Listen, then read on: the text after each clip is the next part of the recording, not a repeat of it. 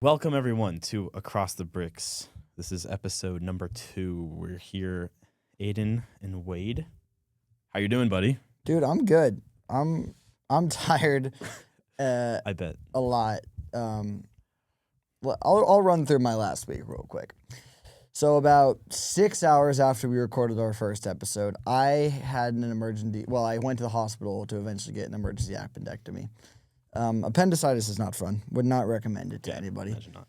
And we're recording this on Friday, so later than our usual. So now about a week and a half later, and I'm good. In that time, I recovered. I did a cool Fox Sports internship at Media Day, Media Week, really, that I'll be able to talk about in a little bit. But overall, dude, it's been crazy. I haven't had a break, whether it be laying on the couch in pain or genuinely running around for Fox in the last week and a half. So I'm good though. I'm excited to be here. I'm really excited to be here. It's nice to be able to sit back down with you. I'm just happy that you're alive. Oh my gosh. And I just remember seeing that text and I was like, what the heck?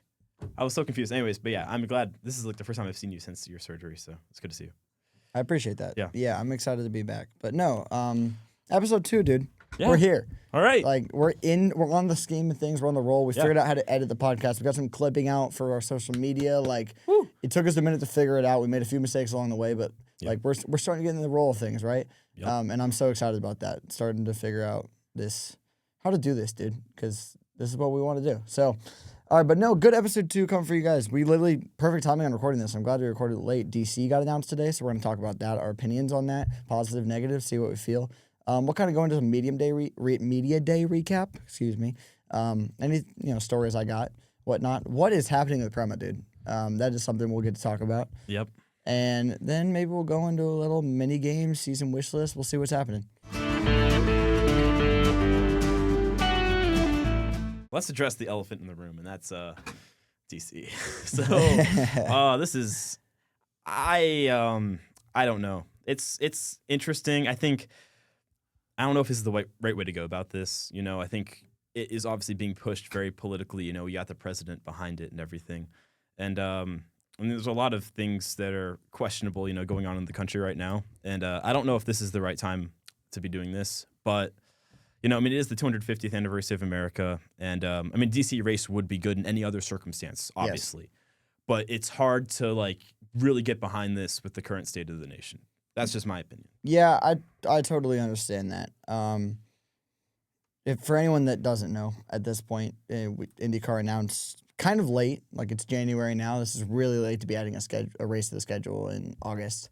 The Freedom 250. It'll likely be a street course, or definitely will be a street course track around Washington, D.C. August 21st, 23rd, I believe. Yes. And they released it without a track layout.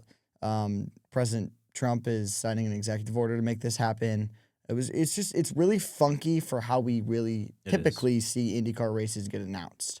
Yeah. Right? And there's been a lot of backlash because of the political situation in the country and the general political stance of the IndyCar fan base compared to some other motorsport series. Yeah.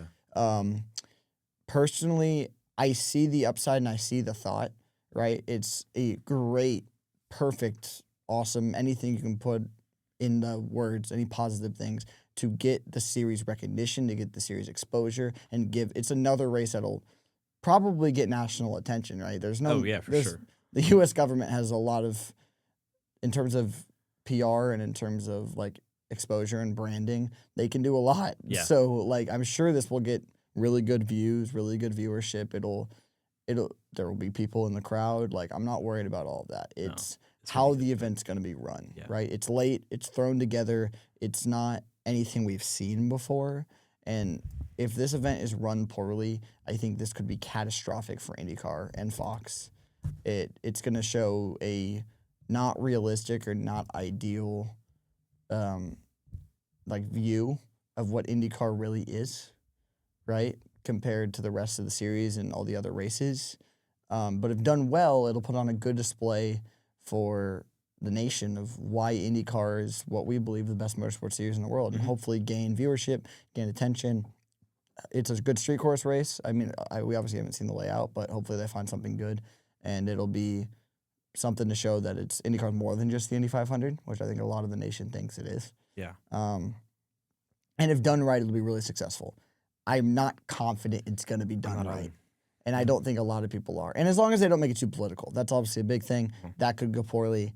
I hope everyone kind of just... It's a disaster waiting to happen. I hope everyone's here to make IndyCar better and promote IndyCar and, promote our nation. And it's celebrating 250th year or anniversary of our nation. That's obviously a big thing.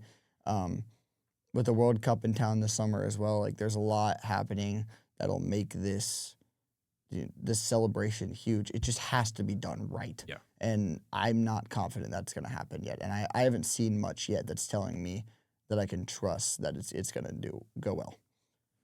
Yeah. All right, I'll start with that. Yeah, or you start with that. Yeah. I think, there's been a lot of talk. I said, so you saw that Graham Rahal said, that the president picked IndyCar, not F1 or NASCAR. Yeah. And I think we need to address the reason that is. It's because Roger Penske's friends with President Trump, and IndyCar supports the administration, I guess, more than NASCAR or F1, which is why they think that they can get the most out of us. I mean, I think it's a slippery slope, and I'm worried because what if this is only like a 1-year deal and we spend a ton of money on it and it doesn't go well, and it's just to help make Trump look good instead of about helping IndyCar, and then it affects us poorly, and it's just a bad look for the series. So I think we got to be careful. We got to be cautious. 100%. Yeah. I can see both sides. And that's why it's so important to me that I think we just have to wait and see, dude. Yeah. Because, it could go really poorly.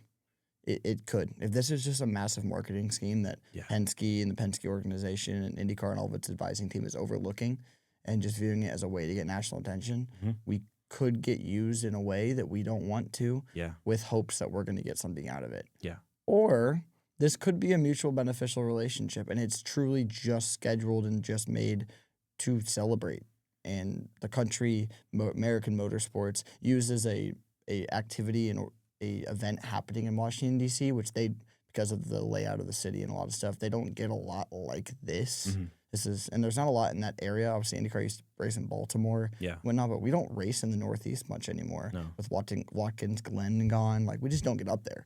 So it's good to have a race in that area. There's a lot of upsides to it if the event is run well. Yeah. See, it works if it's not the Trump 250. Yes. I mean, hopefully, he doesn't make it all about him, but he is a person who has a big ego. We've seen that, and he loves making things about him. So I'm really hoping it's about IndyCar and celebrating our country instead of celebrating its leader. I agree. It doesn't matter who the leader is. It should never be about that. Yeah, I agree. But no, overall, I think this could be a very positive thing, but I won't be able to tell you till August 24th next year. Or this year, I'm sorry. Yeah. After this season. And I hope we get a layout here soon. So they can start building it in iRacing and in the Sims so drivers can start practicing on it, because that's a big problem if they can't get that down. I know Rossi said the other day that they just got the Arlington Sim built, which is obviously a little late because it's early in the season, but at least they have one, right? And that was an event planned a while ago, but that just shows how long it takes to build these Sims. Yeah, I know. That's the thing. DC can't just happen overnight. It's going to take a lot of planning, and since they just announced this, and like you previously said, there's no track layout. So there's a lot that is going to need to be done to make this happen, and they don't really have too much time. I mean, you feel 8 months feels like a lot of time, or 7 months actually at this point. It feels like a lot of time, but when you're planning an event as big as this is going to be, it's rough. This is something that needed to be discussed a while ago, and they wanted to make it happen. So I agree. It feels like they're just throwing stuff at the wall a little bit and hoping it sticks. Well, we'll see how this lays out, and this is something hopefully we'll be talking about in September or late August in positive feedback, and hoping that it'll come back to next year, but we'll see. But yeah, that's it for now. I think DC could be a success or could be failure. So we'll just have to wait and see.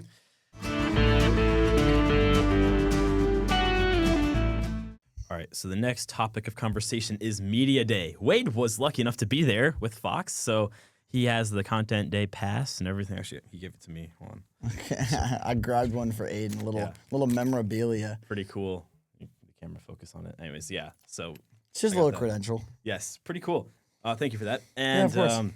tell us about your experience because there was a lot of interesting stuff going on, and a certain driver with the initials RG was there, and we have to talk about that. Yes, dude. Yeah, Media Day was crazy. I think it basically I work for Fox Sports. I'm intern for Fox Sports. And as a runner, that's my specific title at Fox Sports. I'm kind of just there to help out, be an extra set of hands, right? I got lucky enough that a good family friend of mine, Skip Clark, big shout out to Skip. He's helped me so much in my life so far and where I want to go. But he's a director of videography and photography, is I think his official title for Fox Sports. He's a freelancer. Technically, Route 30 Films is his brand he's built. But he's been kind enough to kind of give me the in, let me help out a little bit, and I kind of walk around and help out. I got a radio in my ear, so if on setup days, I'm going to grab coffee for staff. I'm helping with creative design. There's some cool sets that I was able to help out with a little bit. And then on shoot days, I help walk around the drivers. Like, hey, they radio me. They're like, hey, can you take Mick Schumacher to the poster set? And I'm like, hey, Mick, we're going this way. And because of that, I get to have some really good conversations with drivers. It's more like small talk, if you know what I mean. Yeah. But I've gotten it to the point because I've done it 2 times now, and I walk around a lot of drivers that I've kind of I try to ask them interesting questions just to pique my own interest and humor myself. But one thing I got to do this year and last year is that every year they have a talent interview room, which is an off-camera interview where all of the booth, James Hinchcliffe, Will Buxton, Townsend Bell, and then this year they added Kevin Lee, Georgia Hannaberry, and Jamie Little, and Jack Harvey when he wasn't doing his driver stuff. And then producers and director for the broadcast all kind of sit here, and they get to interview. They get 15 minutes with each driver. And I was their PA, their production assistant, for the second day. So I was able to stand there with my radio. I kept the 15-minute clock and gave them a little wrap-up signal like this. And thanks, shout out to Hinch, dude, because they get so locked in with the interview. Yeah. Hinch was the only one. I was in his line of sight, but he was the only one that ever looked at me. I was like, yeah, I got you, and like started to wrap it up. So that's my goat. I got yelled at a lot less. But nice. Thank you, James Hinchcliffe. I obviously can't share too much because that is an off-camera interview. Right. So they're sharing stuff with their friends at this point. That they don't want to get out or can't let get out. So I try to do my best to not spoil their secret to get myself in trouble. But it is really cool being able to listen to that. It's really cool to get to know some of the drivers and stand there and talk to them. I would tell you that I did not have a single bad interaction with any driver. Everyone was respectful. I'd say probably a good 50% of the paddock stood up after that talent interview and walked around and shook everyone, including myself and the other PA, Grace, that was in there with me. They shook our hands. Mick Schumacher's the one that stands out in mind. Very firm handshake, Mick Schumacher. I know they got a good grip strength in IndyCar drivers. Now, the Schumacher family is great, and they're known for being really nice. Yeah, they're exceptional. Like, I got to talk to him for probably about 5 minutes and then walk him around a few times. Just thanked me every time. What did you guys talk about? At the time we were he wanted to talk about, or him and his dude. So every driver walks around with like 1 or 2 PR guys. Like it'll be like the Chip Ganassi PR guy, Colin Culpa, our GOAT, our IU media alum. He would walk around with, say, Scott Dixon. Right. And then that's just to make sure like all the sponsors are getting shown right and whatnot.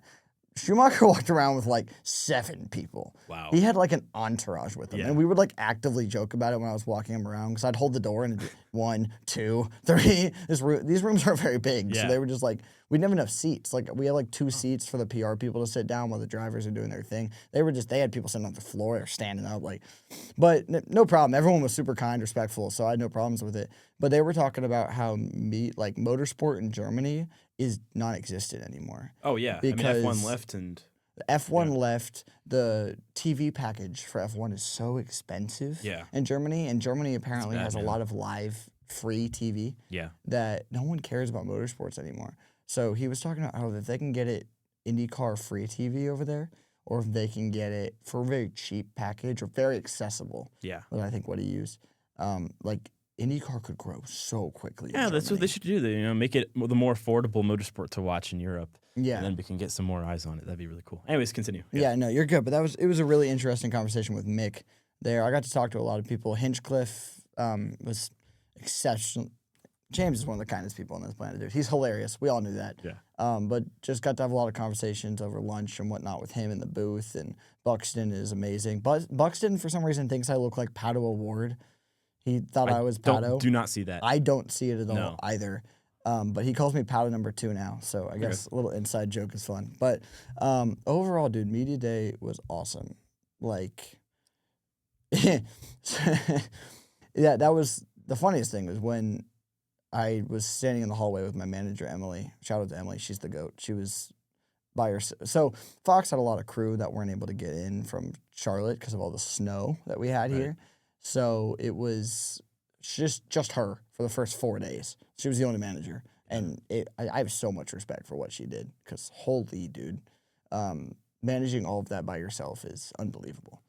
But no, so shout out to Emily. But I was standing out there with her, and I just see a black suit with no sponsors and no team walk up my way. I'm like, is that Roman Grosjean? Yes. Like I knew that he was been heavily rumored for that Dale Coyne seat. And the day prior, I was looking at the driver schedule, and on the driver schedule at the end said Roman Grosjean in all caps with 4 question marks. Yeah. And then they were also had on there the suit colors because a lot of the sets are color coordinated to what the drivers are wearing and whatnot. Yep. So they'll have like Alex Palou, yellow and red, and whatnot. And they had dash purple in all caps question mark, which I don't know what that. Maybe just because his Dale Coyne car was purple and when he was in the 51, like 2021. So I've no idea. Shout out Roman Grosjean's 2021 stint. That was really good. Yeah, dude, his Dale Coyne stint was really good then. So who knows if that's where they got it? I'm not really sure. And I'm not really sure. He's not signed. So I'm able to confirm that. He said that he is expecting. He said if Dale Coyne sends him a contract his way, he will sign it immediately. Mm-hmm. It's not about the money. Obviously they need the sponsors and whatnot to be able to race the car, but it's not about the money. But Dale Coyne does this every year. He will sit and wait and teeter around waiting for if he thinks that someone that brings a lot of money to the team is available. Yeah. So that he doesn't have to figure out how to pay for that seat. Right. And I think he already has Dennis Hogger and thinks that Dennis Hogger, as a lot of us think, that Dennis Hogger is going to be the future of the sport, or at least one of the guys. He's pretty good. The Norwegian Nightmares. Yeah. He's on his way to good places. So, and Dale Coyne's got him under wraps with that. IndyCar's paying for that seat with the scholarship. So, he's not worried about that. Yeah. It's just, I think he thinks there may be someone out there with money. Whether it's Connor Daly looking to still find some money and make a late sweep for that seat. Or, that's the first name that pops in my mind of a guy with money that's waiting around. Yeah. But, at this point, I don't see a scenario where Roman's not in that seat. Yeah. Roman was at Media Day. His suit did not say Dale Coyne. It was a plain black fire suit. Okay. Literally, no Honda logo or anything? Nothing. No Honda logo, no Dale Coyne logo, no sponsor. It had the white it looked like they just took it out of the factory and just moved on. Oh, wait, I have something to add to that. All right. So can we take a moment, by the way, to appreciate that Alex Palou accidentally leaked Roman Grosjean going to being back in IndyCar? Because, you can see in the video on Instagram that IndyCar posted, he's talking with Will Power, and Roman Grosjean's over his shoulder. And shout out to the guy who screenshotted it and just posted it on Yes, thank you, someone on Twitter for that. Yeah, I appreciate that a lot, because if he didn't do that, or if IndyCar didn't post that, I wouldn't be able to sit here and talk about it, because no one, the first thing that Will Buxton asked when Roman sat down was, are we supposed to or allowed to know you're here? And he goes, no. So, it was obviously they're expecting him to be in that seat so they can get the media so they can use it. Of course. But nothing's confirmed. Yeah. So, obviously IndyCar leaked it the first time with the website thing. They had him up on the web. I know you saw that, but they had him up on the website in the 18 car under they had the teams listed and what drivers are driving for their teams. Yeah. And that was up for 30 minutes until someone found it. Right. But no, I think the Phoenix returning to the series, most likely. It's really good. He's obviously a good driver. I don't like him back at Dale Coyne personally because he's known to crash a lot of cars, and Dale Coyne doesn't like to pay for crash damage. Yeah, but his 2021 stint was pretty good. That's Like, also I wouldn't true. worry about it too much. I Yeah. I guess I'm thinking more of his Andretti stint, Yeah. where it was kind of a Okay, but St. Pete crapshoot. 2023 was not his fault. No, that was McLaughlin's fault. wiped him out of the race. I'm still mad about that. Yeah, but he would have had a win there, which is sad because Yeah. I think Roman definitely deserves a win in the series, but Yeah. he brings some fire to the series. He does. He brings a personality. I know a lot of the drivers respect him and like him, and he was always out greeting people and be like, Yeah. "Hey, good to see you," like because he hasn't been around in a minute. Right. So that is really good to see, and I hope that he ends up getting that deal, and I hope he can find some funding and it'll work out. I think another big storyline I'm gonna bring up real quick is RLL hiring Ryan Briscoe. Yeah. I think that will be huge for not only Louis Foster but Mick Schumacher. Because obviously Graham Rahal is basically a driver coach there at this point as well. Like he's still driving the car and still competitive, but like he's one of the most experienced drivers in the series and he helped out Christian Lundgaard there really well, and now he's helping out Louis. I think Louis Foster is going to have some sort of a breakout year a little bit this year. Mm-hmm. He's obviously ultra talented, we know that. But I think Mick having someone like Ryan Briscoe and Graham Rahal in his He's gonna ear. need help on those ovals. You know, a driver coming in from Formula One and WEC. I mean, that is tough, and like it takes some getting used to. But I think Mick is up for the challenge, and I'm excited to see him in that car. We obviously know Mick's talented. Yeah, that's for sure. Also, Mick didn't have a sponsor in his suit, so that's gonna be interesting. Oh yeah, we're gonna see. I mean, it's the Schumacher family. I'm sure they can fund it themselves if they want to, but they would rather have a sponsor though. But I expected him to have one by now. Yeah. So we're gonna see where that goes. I wouldn't be surprised if it's just my Jack or something. Yeah. What that 45 cars or Whatever. that 30 car, which is now the 47. Yeah. Whatever that's been for a while. Whenever Devlin's not in it, so we'll see how that goes. Oh yeah. How does Devlin DeFrancesco get back into the sport? He's gonna find a way. Maybe that's who Dale Coyne's holding out for. Yeah. Oh gosh, no. Oh, please don't. Oh, that'd be even worse than him being in a RLL car. No, Devlin's a good dude. We just need him. I want Romain. I'm a Romain fan. Yeah. I mean, he was one of my favorite drivers when he was here. So I was sad to see him go. So I really want him to be back. That's really good. But, Roman is a talented guy who deserves it. My favorite thing is we got here in our notes that Aidan and I keep every week that we missed talking about who's going to be in that Coyne final seat talk last week because we ran out of time. Oh, yeah. Well, I guess that's so covered. So we moved it to the beginning of this episode. Yeah. And then I was like, oh, we know who's in the Coyne final seat. We know now. So it's good to see that happen. Right. Media Day was a blast. I got to do the sets. Can we talk about, I think I texted you this a few times. I'd like send a picture of what we were doing. Yeah. I love Fox Sports. Yeah. I love Eric Shanks. I love what they're doing and what he's doing for Indycar. I love some of the kindest people I've ever worked with. No one is disrespectful, especially like in my position. I am not important. I'm important in terms of like drivers need help walking around. You made it and onto whatnot. the RLL Instagram. I did make it on the Instagram. That highlight of my life right there. Great conversation between Louis Foster and David Lucas about Premier League teams and Swans. So always good to be stuck in one of those. But no, dude, Fox Sports, it looks legit. Everyone is so kind. Everyone is so, to me, to the drivers, to everybody. It's efficient.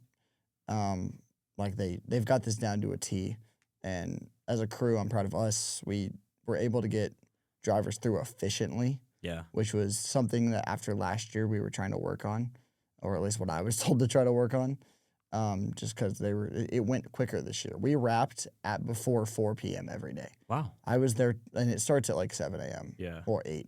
I have to be there at 7, but the drivers start coming through at 8. But we wrapped it. I would work 12 to 14-hour days last year. Now, there were more stuff last year because it was first year, but overall, it was just much more efficient. I'd never radio last year, so I didn't really know where to take people. So I kind of had to walk them back to the front, find out where to take them, then go. Yeah. It was just much more efficient.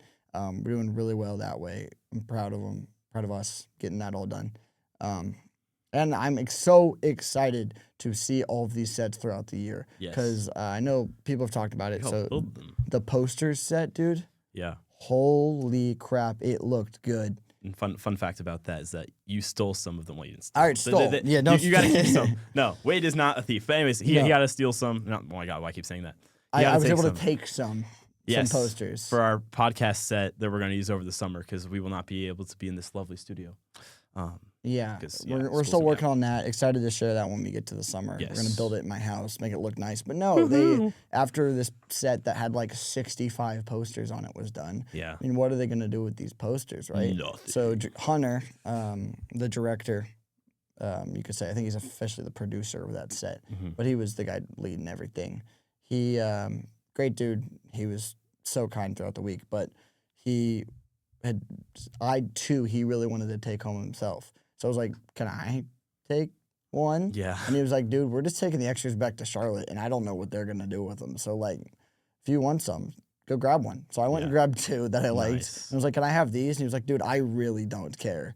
So I went back and got 2 more. So I grabbed 4 nice-looking, good, well-framed posters that will be cool to have on our set. And it's a cool, like, tidbit that they're in the real IndyCar set. Yeah. And I'm lucky that I'm able to say that and be a part of that. So that's cool. I appreciate everyone there so much. Can't talk positive enough about them. Can't thank everyone enough there for letting me be a part of it. And even the little thing that I get to do makes me so happy and helps me so much with my future. And hopefully I can keep I hope to keep a good presence and standing within the company so that people want me to keep coming back. Yeah. Which would be exciting. Yeah. It was also great to get your updates during the week. As like you learned more and more information being there, and then like I got so many messages, and I was like, oh my gosh, like this is crazy. And I just remember did I wake up to that Grosjean message or something? I don't know. He walked in at like 7:50. Yeah. So yeah, so I did wake up to that, and I was like, oh my Grosjean's back. Like wiping my eyes because I have to go to a class, and that was fun. Yeah, no, I'm excited that I was able to be a part of that. I'm excited about all of it.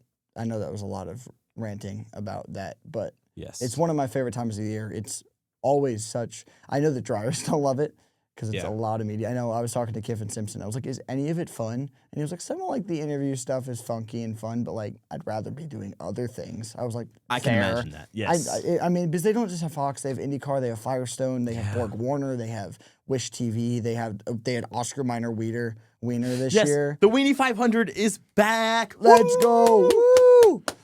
I mean, that has nothing to do with racing at all, but we just sure love it does. it. I mean, it's carb day. Come on. I'm excited. That should be fun. Maybe, hopefully, New York Dog loses again this year. Yeah, we're gonna be rooting for Chicago Dog. Chicago Dog's gonna win this. Yeah, why not? Sure, let's go for it. Let's call it early. Chicago Dog is winning the completely scripted race this year. The Weenie 500. Yes. No, quite excited about that. Yeah, dude, I'm stoked. It was great. Yeah. Media Day is great. It's, for me at least. Yeah. And I'm excited to see how it all looks when it officially comes out.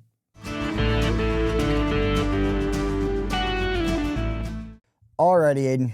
I want you to tell me, what in the world is happening with Prema? Quick recap. They weren't at Media Day, right? They weren't there. They weren't. It was a no-show. It was an MIA. They were on some of our lists. Yep. We had Fox. We were prepared to have them there.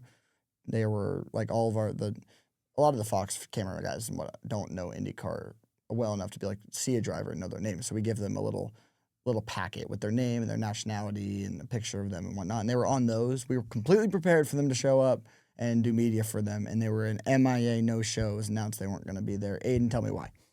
So basically, I guess the owner of Prema, right, and just like it's owned by a family. I guess he got into financial trouble or he sold it, right? Is that what happened? Something along that line, yeah. Yeah, and Prema is basically losing a ton of funding, and they don't really have sponsors for this year, and they have no idea if they're actually going to be able to get the financial backing to be able to compete. So what I've heard from like just people online, really reputable IndyCar sources though, is that they're probably going to show up at Long Beach, and that's going to be the first race that they do, and hopefully they'll be running 2 cars after that. But it doesn't look like they're going to make St. Pete. Yeah. It's like Callum Ilott came out. Callum Ilott came out and said that it is a long shot for them to be at St. Pete, and that he's not expecting to be in the car until I think it's not confirmed, but it's basically confirmed that Callum Ilott and Robert Schwartzman will be returning as the 2 driver combos if Prema does make the grid at any point this season.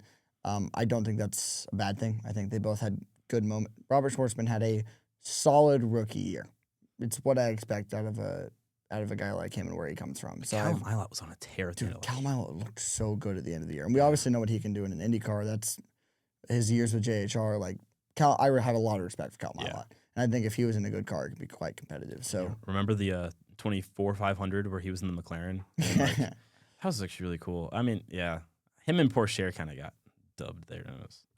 Yeah, there's a lot happening with the 6 car. Apparently TK is kind of being a little harsher with that now.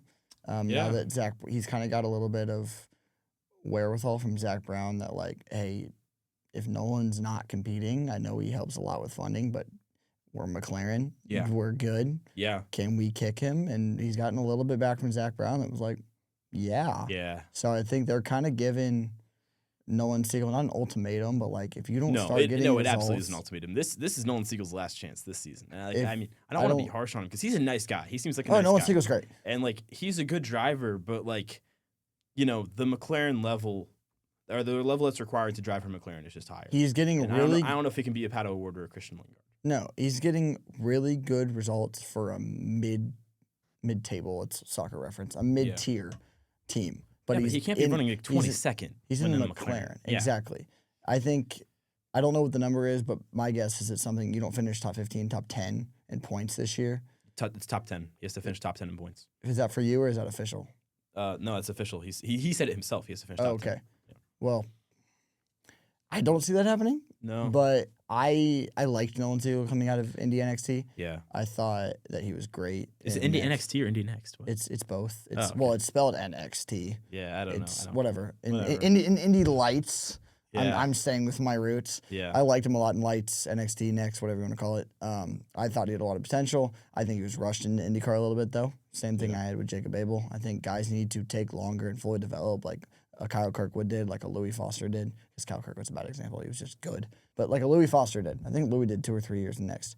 Like, I like that. Yeah. So we need to stop rushing people into it. But that's not the big thing. Prema, if they can make that happen, it'd be a miracle. Make St. Pete happen.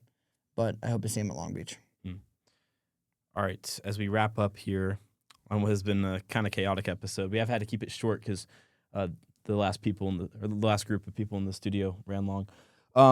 Let's talk about season wish list for just a few minutes here. What do you want to see from IndyCar in 2026? What, like, results, races, things? What I want to see from IndyCar in 2026. I want to see David Malukas win 3 races. 3? Okay. I think that he has been the best mid-tier team. Now, I think AJ Foyt obviously has been the joke that they're just Penske cars. Yeah. Has been going on for a while, but like they're still a mid-tier team. Yeah, they are. I think he's been the best mid-tier team driver for 3 seasons now. Okay. Well, I guess like since he came back. Yeah. Since the Meyer Shank and on days. Yeah. And he's really figured out in the last year. Yeah. And I can't wait to see what he does in a Penske car. I think he's got a lot to go on street courses and road courses, obviously. Because I think he is top 3 oval drivers in the series right now with Pato and Joseph. I'm not going to put any of them in any specific order because I think they can all do it at any given weekend. Just depends on the car and the team. And obviously 2 of them are in the same team now. There's a really good argument for Newgarden. I mean, he had a rough going in 2025, but a lot of it wasn't his fault. He got really unlucky at times. Gateway, which we posted the 500. Go check out Across the Bricks on Instagram. Okay, the 500. Yeah, really unlucky. Obviously, the fact that Penske went through a whole cheating scandal and fired everybody. Tim Cindric's back. What in the world? What is happening? So he got fired for 8 months, and all of a sudden he's just back. We love I said this to you earlier. We love the just chaos and drama of racing. It's what we live for. You know, it's part of it. It's just so funny though. Like he was barely fired. I mean, that doesn't count. I don't know. My dad made the joke to me earlier today. I doubt he was even off of payroll. Oh no, he wasn't for sure. No, maybe he was because of like, just in case IndyCar looked into it. But I bet you the payment was compensated. At the end of it, I'm sure they obviously left some guys go. I'm pretty sure Brian Barnhart's moved teams. Like, there's a few things that's happened. And Tim Cindric is on a new car. He's on Scotty Mac's car. He was on Newgarden's car for the last, as long as I can remember. A long time. But at the same time, it's still Tim Cindric. He's still going to make Penske a better organization, and I'm not confident he wasn't in contact when he was not supposed to be, or at least in some ways. But, like, who knows? It's good to see him back. I've said this before about the cheating scandal. I don't care. IndyCar and motorsport in general is about pushing the lines of the rules. Everyone probably cheats in some way, just only some of them get caught. That's the thing. So Dale Earnhardt Jr. famously said that if you're not cheating, you're not going to win. Or you're not trying. Like that. if you're not cheating, you're not trying to win. And in motorsports, I mean, that's definitely true. I mean, we see that in every series. Like, it's only a matter of if you get caught or not. It's so many gray areas. areas. Everyone has crossed a line somewhere.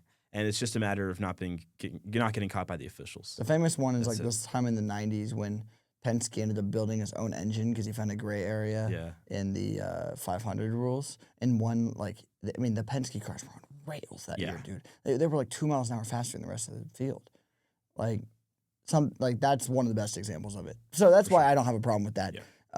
It was a complete PR stunt to fire everybody, and they lost a few people because of it. But it's Penske; they'll reload. But no, wish list for this year. David.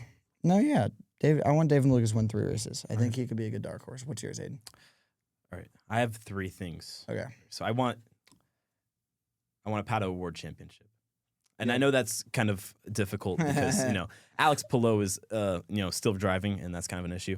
But I would like to see that, or Kyle Kirkwood. But I think Pato is like the next driver that really deserves it. Yeah. I think he's shown that. The second thing I want to happen is I want Scott Dixon to continue his winning streak. I really hope that happens. I very much hope that happens. And I hope he gets multiple wins. Then the third thing that I'd like to happen is, let's see, actually, all right, give me a Romain Grosjean win. Dude, nice. I'd love that too. And it's not that I'm a Romain fan. I want Coyne to get a race win. Yeah. He almost got it with Malukas back when he was there. Oh my God, wait, that's what I meant to say. Hold on, wait. We're gonna edit this. Okay. Just pretend I said this instead. But yeah, I do want the Grosjean thing. Give me the Renus VK 500 win. That's what I want. Dude, they did the little first day of school posters. Yes. And it was like what I want to be when I grow up. And VK said 500 winner. Yep. And I was, or 500 champion. I was like, I love that. Also do want to talk about Alex Palou court case got settled. Yeah. McLaren got $12.6 million. Yeah, that's harsh. From Alex Palou, which Ganassi is paying. It's harsh. But they were suing for 31, so I think there's 2 ways to look at this in terms of who won. But we can celebrate. Alex Palou can lose something. We didn't know that was in his blood. I didn't know losing was something he did. But you can also look at it as he finished second, which is what he does when he doesn't win. So, but no. Alex Palou he's going to be on a tear this year. He said he won't race McLaren harder, but we'll see what happens. But no, thanks for listening this week of Across the Bricks. Episode 2 was a good one, and I'm excited to be back next week for episode 3. So much to talk about. Yeah, there's going to be more to talk about next week. So thank you for listening, and we'll see you next time.